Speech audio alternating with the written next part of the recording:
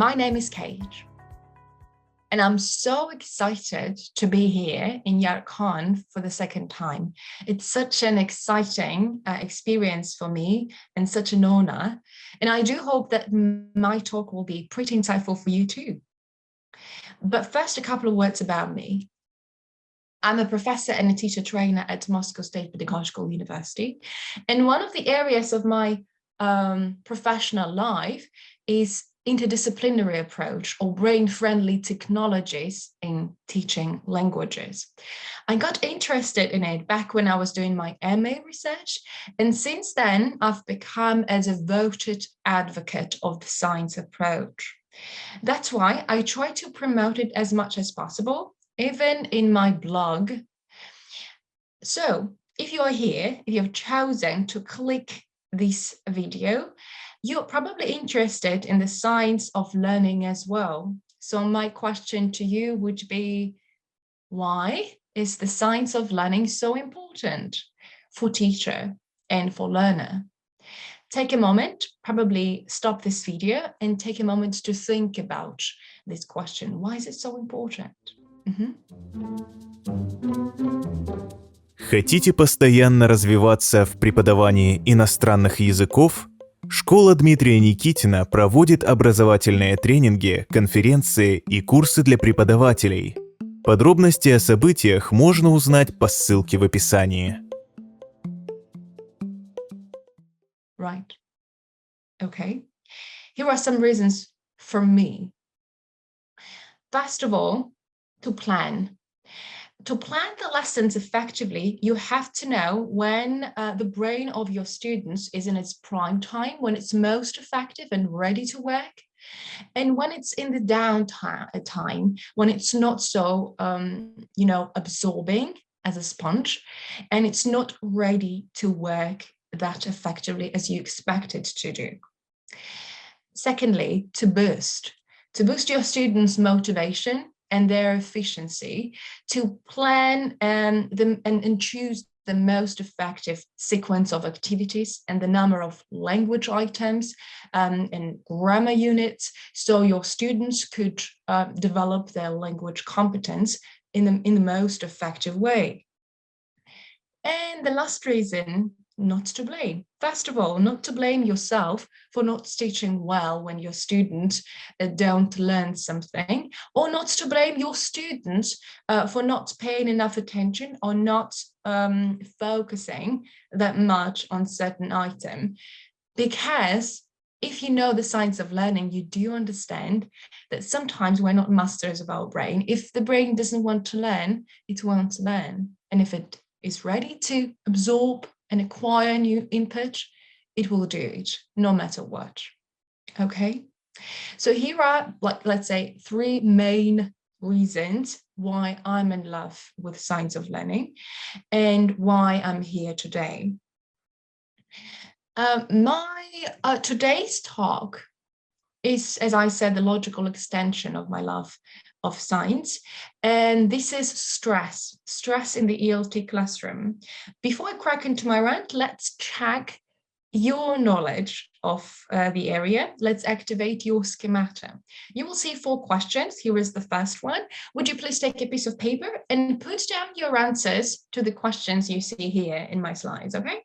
Right, question number 1. Stress is a unique feature of the human, the same for all species in the world, a feature of all living, but has different mechanisms for different animals, and human being including, an imaginary concept that doesn't exist in the real life. Could you please put down A, B, C, D in the paper? Wonderful.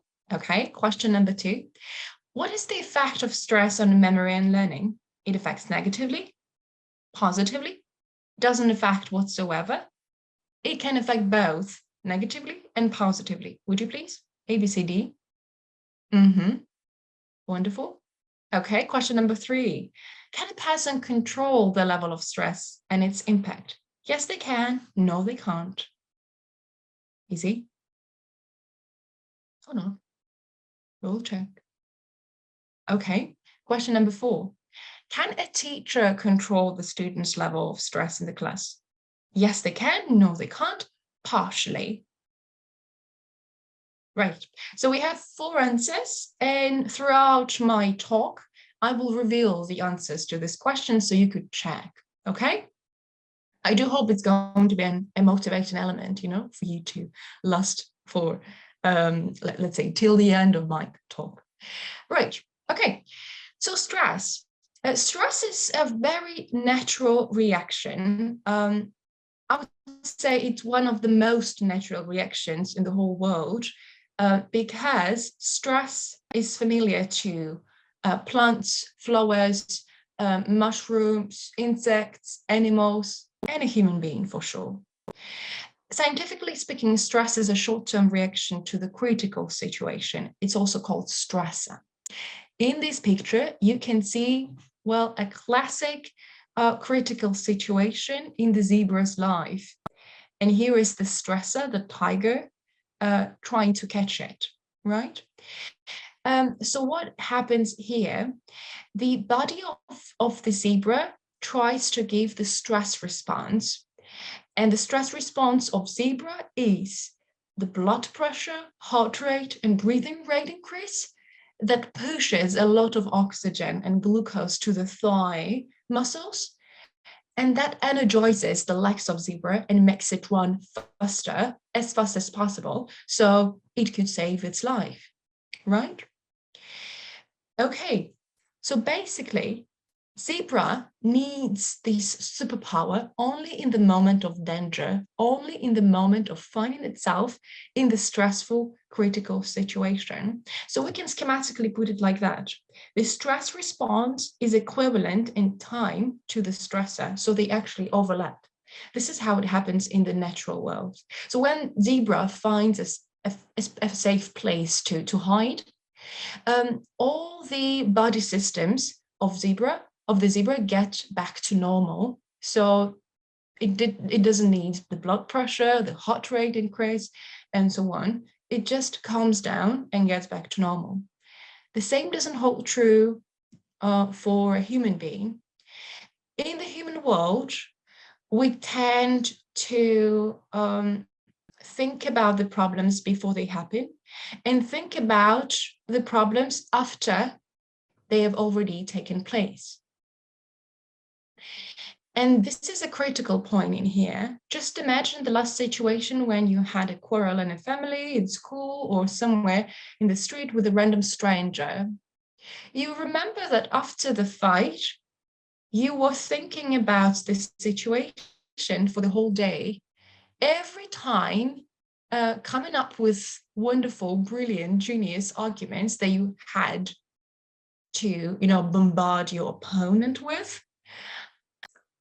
The thing is, well, it's super productive because you can come up with nice arguments, and next time you have a similar situation, but we all know we will never have something like that. You are already ready for the fight, for the real fight. But the problem is that you are still stuck in the stressor, you are stuck in the critical situation. And we all know that the brain does not differentiate between the real and unreal situations. So it still keeps on, let's say, energizing your body, and it keeps your body in the alarm state. So in the human world, stress response is longer than the stressor. And this is the scheme of how it happens in the human world, right? Here is the stressor and the stress response. So it takes a lot of energy, a lot of resources from the human body to keep ourselves still active and alert, even when the stressor is over. And that leads to cardiovascular problems, it leads to some other problems, and in the class, it eventually leads to academic deficiency. So students cannot learn effectively being under stress. So let's see who's in charge of the situation. So here is the brain, and we can see several parts that are named, and they are really crucial for the stress and learning situations. First of all, the so-called emotional brain, and the heart of it is amygdala. Amygdala is known for its role in emotional response, in focus and attention, both in critical situations and in learning. And it also functions as a main mechanism in short-term memory, in processing short-term memories. The brother of amygdala, hippocampus, helps it in processing short-term memories and converting and transferring them to the long-term storage. So this tandem is really important.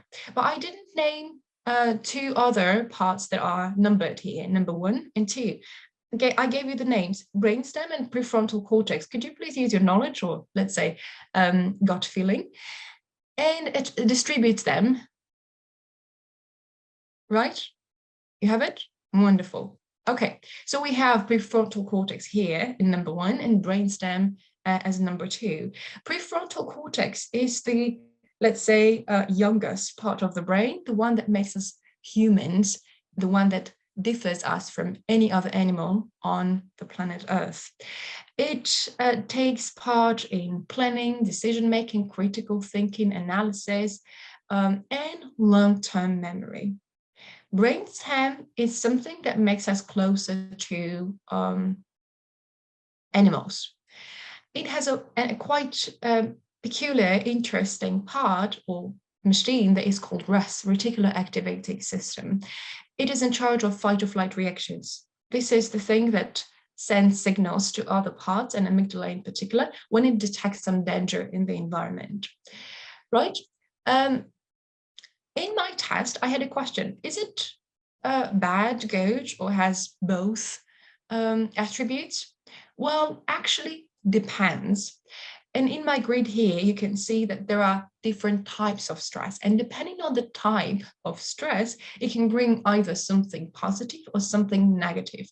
So classically, we distinguish moderate and high stress in terms of its intensity, in terms of its level. And according to duration, we differentiate short-term and long-term stress. First, let's talk about the first two, moderate and high short-term stress. And I would like to start from the end, and we will talk about high short-term stress first. Okay, before you look at my slide, listen to the situation that happened to me a long time ago, years ago, when I was a schoolgirl. I actually used to be late for the first class quite often. And one day, the teacher got so annoyed and irritated by the situation that one day when I was late again and entered the class 5 or 10 minutes after the start of the class, she started to tell me off just in front of the class. Well, I got so much tension, anxiety, embarrassment, and stress that when I got back to my kind of place, when I sit down, I couldn't even focus on the class, and the whole input that she was giving, was just in vain. Why it actually happened? If the student gets stressed out, the amygdala and ROS gets activated. So they are on fire. When they are on fire and they, like in response to some danger, they block all the activity of prefrontal cortex. So prefrontal cortex doesn't get a lot of oxygen, glucose use, and it's not that effective as it generally is. It means that the student in hyper stressful situations doesn't get a lot of knowledge, a lot of input. Here is one point. Together with amygdala and ROS, hippocampus, you remember the brother of amygdala, is activated. And you remember that hippocampus is in charge of converting short-term memories into long-term memories. And you might say, okay, so if it's on fire, then, and if it's hyperactive as well, it means that all memories are stored. So what's the problem with kind of memorizing everything that is happening in the class after this stressful situation happened? Well, there is a problem. It does enhance the creation of new memories, and it does retrieve the old memories for a short period of time when it's hyperactive. But unfortunately, hippocampus works together with amygdala. And if amygdala focuses on the critical situation, it means that hippocampus memorizes only the things related to this stressor. That's why I remembered everything about the situation, the smell in the class, the clothes of my teacher, the gestures of hers when she was telling me off. But the only thing I didn't remember is actually the input of the class. Хотите постоянно развиваться в преподавании иностранных языков? Школа Дмитрия Никитина проводит образовательные тренинги, конференции и курсы для преподавателей. Подробности о событиях можно узнать по ссылке в описании. So, do you think it can be useful for you in such a situation? Well, 50-50, let's say. So that's why let's search for the healthy alternative for it. And healthy alternative for high short-term stress is moderate short-term stress. Let's talk about it a little bit. At the beginning of the 20th century, two psychologists, Robert Yerkes and John Dodson, had a set of experiments, and at the end, they realized that pressure and the amount of pressure and the performance are so related, they are so connected, but in a very specific way. So the best performance, focus, and memory work were identified in this particular area of arousal where the stress is not super high and not that low. Plus, it doesn't last too long.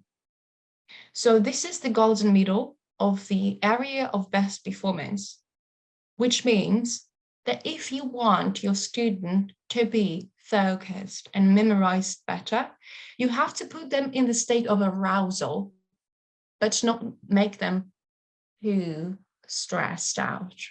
Okay, let's see how can we do it. Let's see how we can do it. Let's make use of short-term stress, right? Okay, first of all, healthy competition. I know that healthy competition is one of the most debatable issues in methodology. There are two camps, people who support competition in the class and people who are totally against it. Well, I do agree that it's a very complicated issue to organize in terms of classroom management. That's why if you want to organize healthy competition, you have to organize it wisely. My recommendation here would be to use the article by John Schindler about the competition in the classroom. Here is the link. Would you please scan the QR code if you're interested? He gives a wonderful set of rules on how to organize healthy competition in the class. Okay, right. Another thing, please give your students some time to think before asking them the question that you posed. Based on the articles that I've read, well, the average time that teachers tend to give to their students before eliciting the answers is 2 to 3 seconds. Well, considering that a lot of teachers try to activate HOTS, higher order thinking skills, in their classes, and tends to ask quite complicated questions that students might haven't given any thought to before, well, they obviously need to give more time. And this may be 1 or 2 minutes even. Another thing, rehearse time. Rehearse time is needed. If you want to reduce the affective filter of your students, try to let them roll up their hand like that and practice their answer orally out loud before they give the answer to you or in the class or to the group. So when they practice it all together just at once, it reduces the affective filter and they can actually rehearse it before giving it to the public, right? Another tip on how to work with moderate stress, you have to teach them about stress. There are a lot of studies that prove that if we think about the stress positively, if we understand the nature of stress, the chemistry of stress transforms as well. So our thinking influences our feelings. How you can actually do that? I gave you some examples of wonderful videos that I use in my classes. The first one is how to make stress your friend. This is a wonderful TED talk by Kelly McGonigal for young adults and adults. And real kids talk about coping with anxiety. You can find it on YouTube in the channel Kids Help Phone. You can use it for primary school lessons and for teenagers as well. So you can actually plan the whole lesson with pre-listening, while listening and post-listening activities, which is actually a good way not only to train their language and acquire interesting vocabulary, but also to boost their competence in emotional intelligence, in stress, coping, and so on. Right. Do you think that we can make use of high short-term stress? Well, if you are listening to me carefully, you remember that we can't extract much of a benefit from it, but we can deal with it somehow, because whether you want it or not, if your students experience high level stress, it affects their learning, it affects their performance, because it overloads all of the cognitive systems. You remember, prefrontal cortex doesn't work. So we have to help them deal with high stress. What can we do? First of all, change of activity. You remember that in the situation with the zebra, the stressor and stress response overlap in time. The same doesn't happen in the human life, right? So we have to change the activity so that the stressor and the stress response were almost of the same time period, right? And the stress could let our students go. Change of focus can be if they're too stressed out to speak right now. Okay, let them write the things that they were supposed to pronounce, then let them cite them, and then maybe step by step you will guide them towards speaking. But first of all, let them forget about the speaking activity if they're too stressed out. Breathing is a wonderful technique to reduce the level of stress. There are different techniques such as mindful and exaggerated breathing.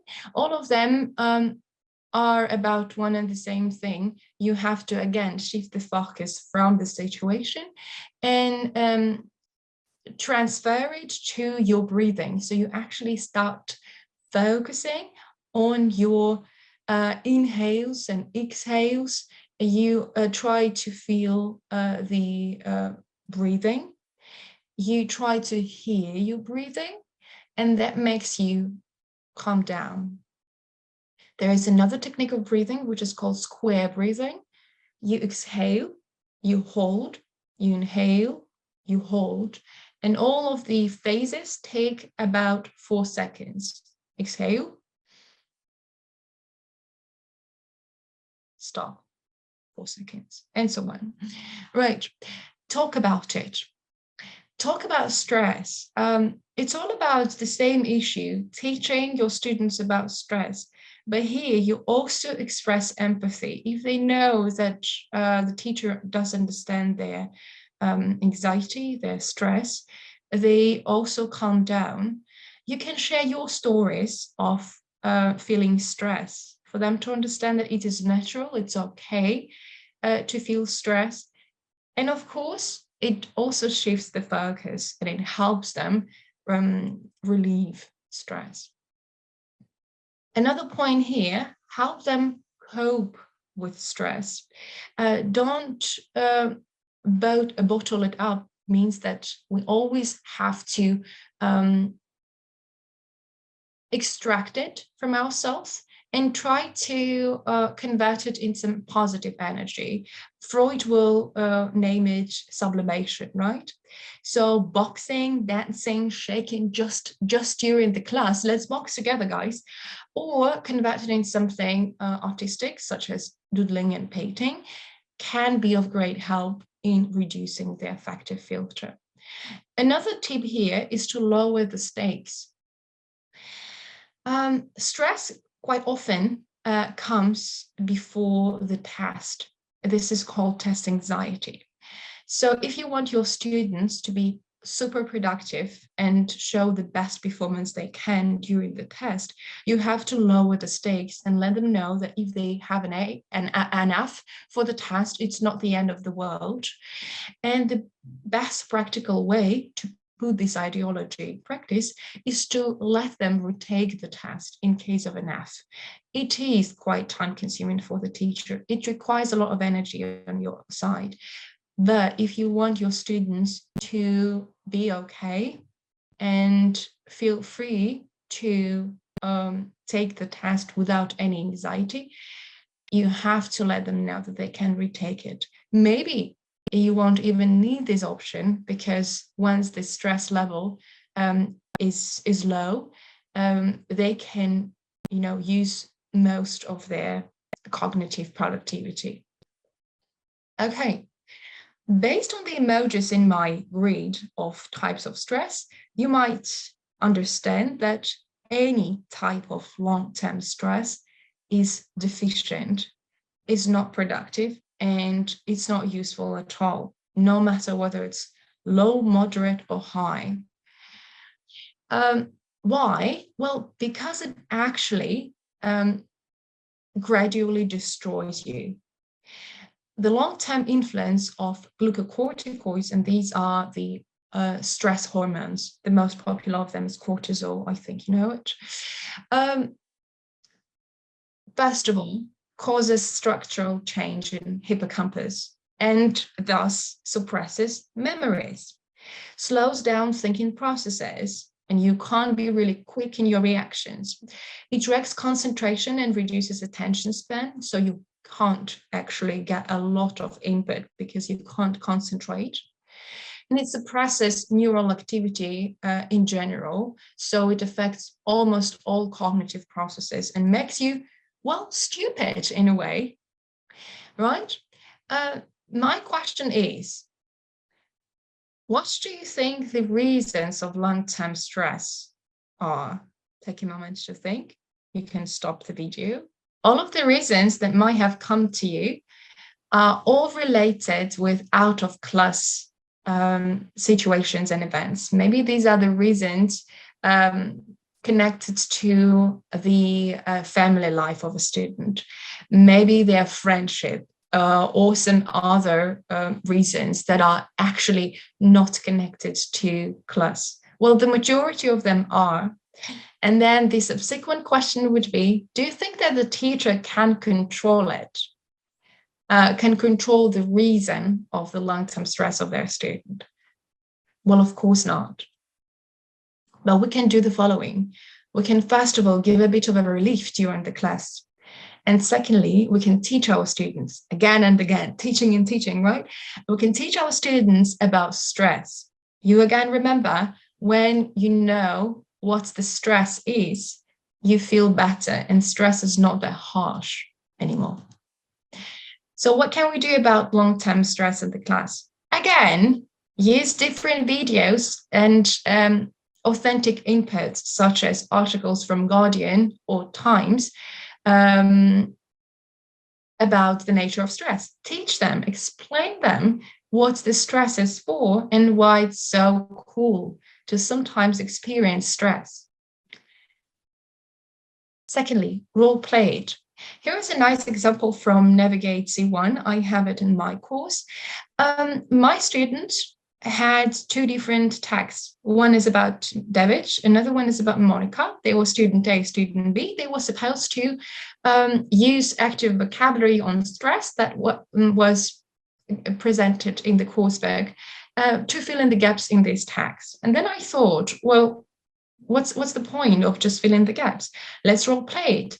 So then in the moment when they had the fill in the gaps activity done, one of them was Monica and another one was the therapist of Monica. And Monica came to the therapy session and she was supposed to tell the therapist about the problems that she has been experiencing recently.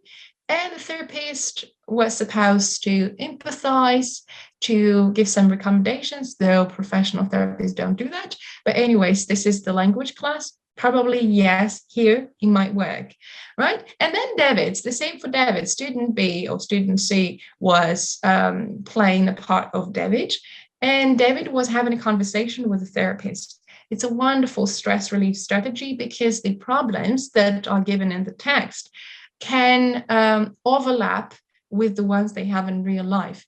So they actually search for empathy and they find it in the role play. Another tip, give anxiety-oriented problem-solving tasks or cases. Here is the case about Bob. I just made it before one of my classes, and it took me about 1 minute to think about it and kind of structure it. Bob, 11 years old, every time after a fight with his friend, Bob doesn't want to go and make peace with him, though he wants to be friends again so much. Well, they can find so much in common with Bob, some of them. And what they can do here, they have to brainstorm the solutions to the problems of Bob, of any character that you suggest, right? Thus, they think about these similar situations in their life, right? And they help themselves. Хотите постоянно развиваться в преподавании иностранных языков? Школа Дмитрия Никитина проводит образовательные тренинги, конференции и курсы для преподавателей. Подробности о событиях можно узнать по ссылке в описании.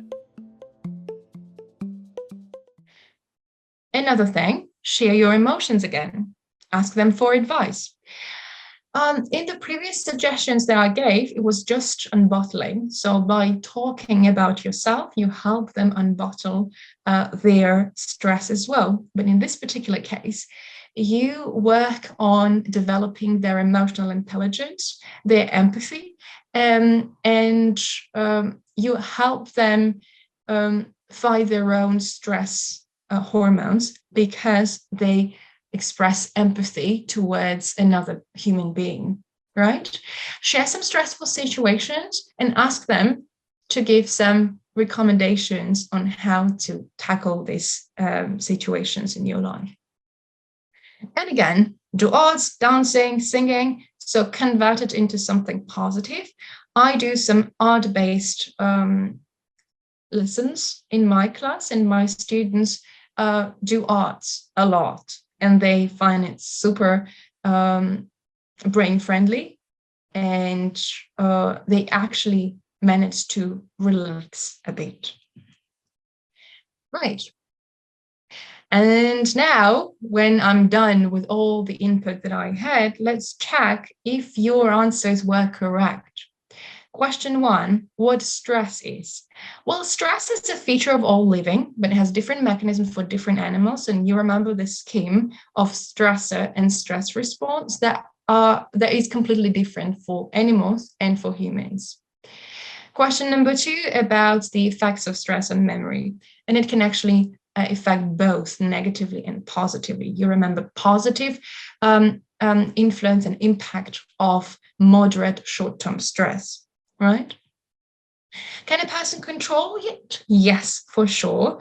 If they are educated well about the nature of stress, about the function of stress, they do. And if they know different techniques such as breathing and everything that we were talking about. Can a teacher control the stress level? It depends. So partially, right?